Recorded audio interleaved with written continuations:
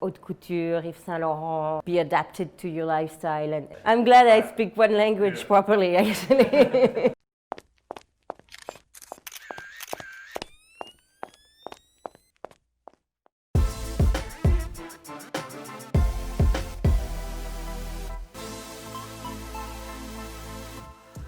I was working in Paris as a publicist for a music company, and I met my boyfriend who was American, and he moved back to New York, and I sort of followed him. And then I was in New York wondering what my life would become, and I decided to go with my first passion, which was fashion. And so I bought a sewing machine and I started to do clothes for myself.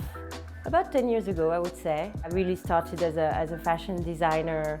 Once in New York, once I started to do clothes for myself, and then people were more, it became in demand, so I started to grow it into a ready-to-wear line, and now to a full-on business.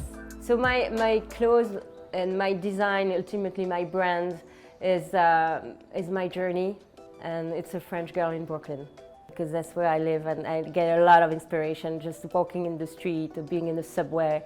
It's a little tougher than Paris, I would say, maybe, the way girls dress. It's very urban, so it's a mix of the both.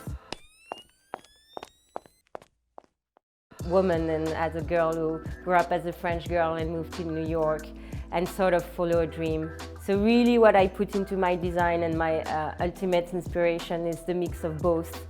It's my French upbringing with my French references, and then I moved to New York, and the sort of free spirit of this country, the less, girls dress more freely in New York, I feel, and it's a big inspiration for me. Urban girl that obviously is very curious about life and has a great sense of humor, doesn't take herself too seriously, has a good sense of her personal style, and that's ultimately I want my clothes to feel. So when I start designing a new collection, I use the resources that are around me in the city. Obviously, I go watch movies, and I go to exhibitions, and I hang out in nice, cool space, cool restaurant, and this is where I come from.